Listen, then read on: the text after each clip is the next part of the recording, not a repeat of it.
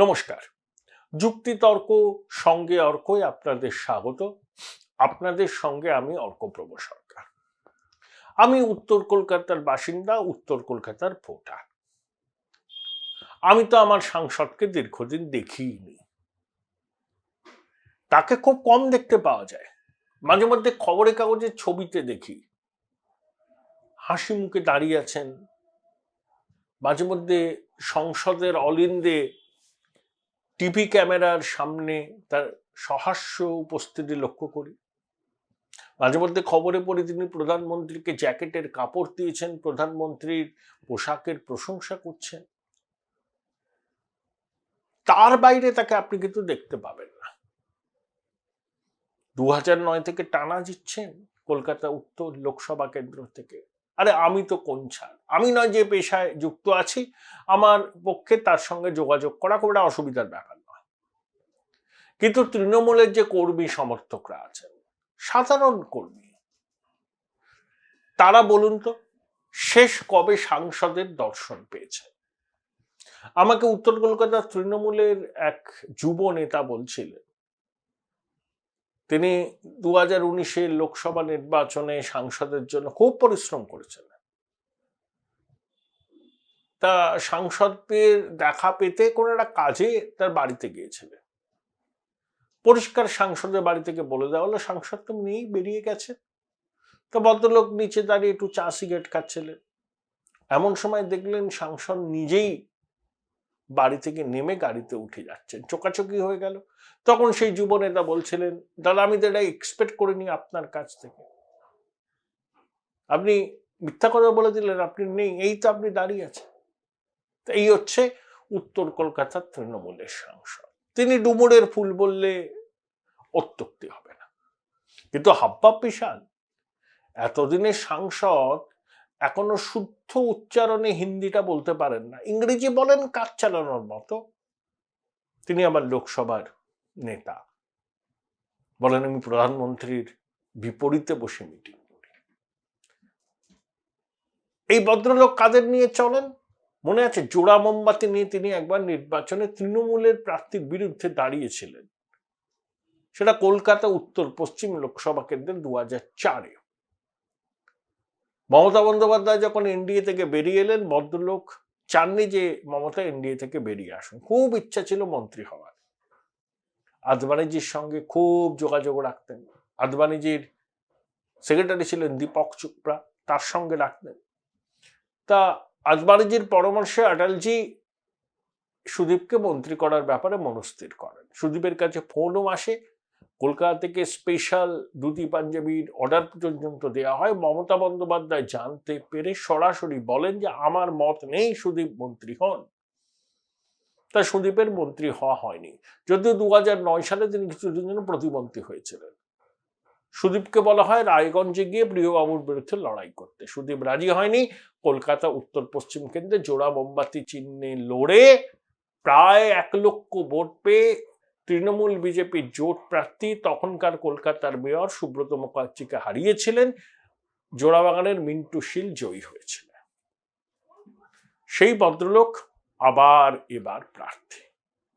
অভিষেক বন্দ্যোপাধ্যায় চাননি তিনি প্রার্থী হন, তার অনুগামী কেউ চাননি তিনি প্রার্থী হন। কুণাল ঘোষ যেভাবে সুদীপবাবুকে আক্রমণ করেছিলেন, তারপর আবার সুদীপবাবুর ফোন পেয়ে তার বাড়িতে গিয়ে চা সিঙ্গারা খেয়ে এসেছিলেন। এগুলো কুণাল বাবুর পক্ষে সম্ভব, কিন্তু মন থেকে তো অভিষেকের লোকজন সুদীপ বাবুর প্রার্থী পদ মেনে নিতে পারেননি। মমতা বন্দ্যোপাধ্যায় করেছিলেন সুদীপ বাবুকে, তারা বাধ্য হয়ে হজম করেছেন।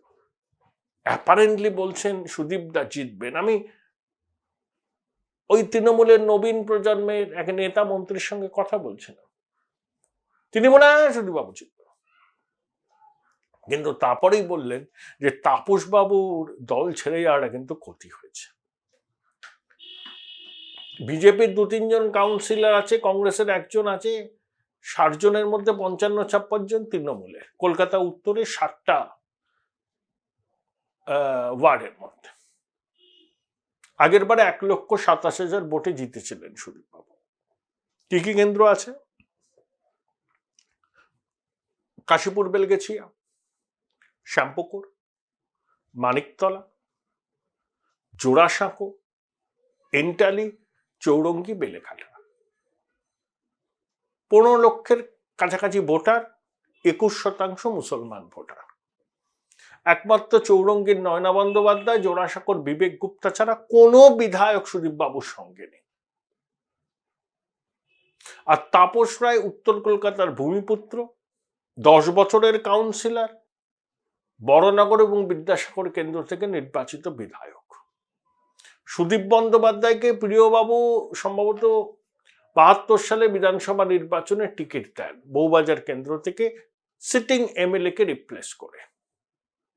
আদতে বহরমপুরের ছেলে, কিন্তু দীর্ঘদিন কলকাতায় থেকে রাজনীতি করেছেন, কিন্তু তিনি ভূমিপুত্র নয়, সেটা কোনো কথা নয়। ভূমিপুত্র না হলে নির্বাচনে লড়তে পারবেন না তা নয়, কিন্তু সুদীপ বাবু ডুমুরের ফুল। আর তৃণমূলের কর্মীদের মধ্যে তাকে ঘিরে মারাত্মক অসন্তোষ। তাপসবাবু বলেছেন, এবার উত্তর কলকাতায় তৃণমূলের কর্মীরা, সমর্থকরা বিবেক ভোট দিন। 1969 সালের রাষ্ট্রপতি নির্বাচনে ইন্দিরা গান্ধী কংগ্রেসের অফিসিয়াল প্রার্থী নীলাম সঞ্জীব রেড্ডির বিরুদ্ধে বিবি গিরিকে সমর্থন করেছিলেন, বলেছিলেন যে বিবেক ভোটের ডাক, বিবি গিরি জিতেছিলেন। সেই বিবেক ভোটের ডাক দিয়েছেন তাপসবাবু। Join Indian Institute of Hotel Management now. Right choice, right decision. তিনি বলছেন যে আমি উত্তর কলকাতার ভূমিপুত্র, যখন ডাকবেন তখন পাবেন, আমার দরজা সবার জন্য খোলা, আমাকে ফোন করলে আমি ফোন ধরবো, চেষ্টা করব আপনাদের কথা শোনার, সমস্যার সমাধান করার। আর যদি নির্বাচিত হই, উত্তর কলকাতার জন্য সরব হব, কিন্তু আমাকে আপনারা পাবেন। তখন বিজেপির সংগঠন তো খুব একটা ভালো নয়, কিন্তু পপুলার সাপোর্ট আছে। আর এই যে বিবেক ভোটের ডাক, এটা কিন্তু তৃণমূলের কর্মী সমর্থকদের আন্দোলিত করেছে। তমগ্ন ঘোষ উত্তর কলকাতায় বিজেপির সভাপতি। তমগ্ন ছেলেবেলা, আমি ওকে চিনি। ওর বাবা তপন কুমার ঘোষ সুদীপ বাবুর খুব ঘনিষ্ঠ ছিলেন, ওই এমপি ল্যাডের ফান্ড টান সব দেখতেন। কিন্তু বাবা সুদীপ বাবুর ঘনিষ্ঠ হলে ছেলেকেও সুদীপ বাবুর ঘনিষ্ঠতা হবে তার কোনো কারণ নেই। কুণাল বাবু ওই তমগ্ন ঘোষকে নিশানা করে বলেছেন তমগ্ন ঘোষ সুদীপ বাবুর হয়েই কাজ করছেন, যদিও বিজেপির সভাপতি। এরা অবিশ্বাসের বাতাবরণ তৈরি করার জন্য। এগুলো রাজনীতিতে হয়। কিন্তু বিবেক ভোটের ডাক যে দিয়েছেন তাপসবাবু, তাতে অনেক তৃণমূলের কর্মী সমর্থক প্রভাবিত হচ্ছে। দেখুন, তারা তৃণমূলের মিছিলে যাবে, মিটিং অ্যাটেন্ড করবেন, ভোটের দিন ইলেকশন পোলিং এজেন্ট হবেন, ভোট কেন্দ্রে এই বাইরে ক্যাম্পে বসবেন। সবাই কি জোড়াপুলে ভোট দেবেন? নাও দিতে পারে, কারণ তারাও বিবেক ভোটের ডাককে উপেক্ষা করতে পারছে না। কারণ তাপসবাবুর একটা তো ইমেজ আছে যে তিনি অ্যাক্সেসেবল, তাকে পাওয়া যায়। বড়নগরে তিনি চষে ফেলতেন, 11 সাল থেকে টানা জিতে আসছেন। স্বাধীনতার পর প্রথমবার 2011 সালে বড়নগরে বামপন্থীরা হেরেছিল। 52 থেকে 2011 কোনোদিন ওই কেন্দ্রে বামপন্থীরা হারেননি। জ্যোতিবাবু হেরেছিলেন সিপিআই এর প্রার্থী শিব ভট্টাচার্যের কাছে, তারপর ওটা আরএসপি জিতত, মতীশ রায়, অমর চৌধুরী ইত্যাদি। তাপসবাবু 3বার জিতেছিলেন ওখানে। বিধানসভার সেশন থাকলেও সেশন শেষ হলেই তিনি দৌড়তেন বড়নগরের দিকে। কিন্তু তার রাজনৈতিক জীবনের 52 বছর রাজনৈতিক জীবনে 40 বছর কেটেছে উত্তর কলকাতা। গলি তস্য গলি চেনেন, নিজের নেটওয়ার্ক আছে। এবং এই যে বিবেক ভোটের ডাক, এটাকে কিন্তু আন্দোলিত করেছে। শুধু কিন্তু কলকাতা উত্তরের মধ্যেই বিবেক ভোটের ডাক সীমাবদ্ধ থাকবে না, প্রভাব পড়বে কলকাতা দক্ষিণে, প্রভাব পড়বে রাজ্যের অন্যান্য জায়গাতেও। অনেকেই পেশাগত কারণে মন না চাইলেও তৃণমূল করেন, মিছিলে যান, মিটিং এ যান, ভোটের দিন হয়তো তৃণমূলের ক্যাম্প অফিসে বসবেন। সবাইকে ভোটটা দেবেন জোড়াফুলে? 77-এও বাংলায় নিঃশব্দ বিপ্লব হয়েছিল। কংগ্রেসের বিপুল মেশিনারি কেন্দ্রে ক্ষমতায়, ধুয়ে মুছে সাফ হয়ে গেছিল। মানুষ নিঃশব্দ বিপ্লব করেছে।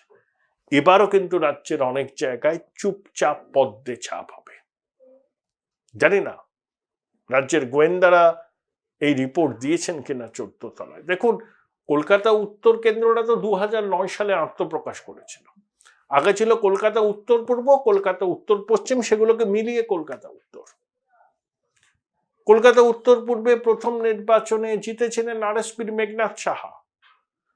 তারপরে বাংলা বিহার সংযুক্তিকরণ নিয়ে গণভোটে মোহিত মৈত্র। তারপর 77 অব্দি টানা হীরেন মুখার্জি। তারপরে 77 সালে প্রতাপচন্দ্র চন্দ্র, 80 থেকে অজিত পাঁজা, তারপরে একবার মোহাম্মদ সেলিম, তারপরে হয়ে গেল সুদীপ বন্দ্যোপাধ্যায়। কলকাতা উত্তর পশ্চিমে দেবী পাল, অশোক সেন, এরকম মানুষ লড়েছে। খুব প্রেস্টিজিয়াস পার্লামেন্টারি কনস্টিটিউয়েন্সি, এবং বিজেপির রাজ্য দপ্তর কলকাতা উত্তর লোকসভা কেন্দ্রের মধ্যে। তাই তাপস বাবুর বিবেক ভোটের ডাক কিন্তু আন্দোলিত করেছে তৃণমূলের অনেক কর্মী সমর্থককে, এবং রাজ্যের অন্যান্য জায়গাতেও কিন্তু তৃণমূলের কর্মী সমর্থকরা বিবেক ভোট দেবেন এবার। নানাবিধ কারণে তারা প্রকাশ্যে প্রতিবাদ করতে পারে না তৃণমূলের অপশাসনে। আর নিয়োগ দুর্নীতির অভিঘাত তো তাদের পরিবারেও পড়েছে। তাদের পরিবারের ছেলে মেয়েরা তো লেখাপড়া করেছে, একটা চাকরির প্রত্যাশা করে। তাদের চাকরিটা যখন টাকার বিনিময়ে নিলাম হয়, তার অভিঘাতটা তাদের বাড়িতেও পড়ে। নানাবিধ কারণে তারা মুখ খুলতে পারেন না, প্রতিবাদ করতে পারেন না, ভিতরে ভিতরে গুমড়ো। কিন্তু সুযোগ পেলে গণতান্ত্রিক পদ্ধতিতে মানুষ কিন্তু এর বদলা নেবে, ইভিএম এ নেবে, হাঁটবে শাসক দলের মিছিলে, শাসক দলের ব্যাজ লাগাবে পোশাকে, ক্যাম্প অফিসে বসবে, হয়তো পোলিং এজেন্টও হবে। কিন্তু অনেকেই এবার চুপচাপ পদ্মে ছাপ দেবে। তাপস বাবুর এই বিবেক ভোটের ডাক রাজ্য জুড়ে তৃণমূলের কর্মী সমর্থকদের একটা বড় অংশকে রীতিমতো আন্দোলিত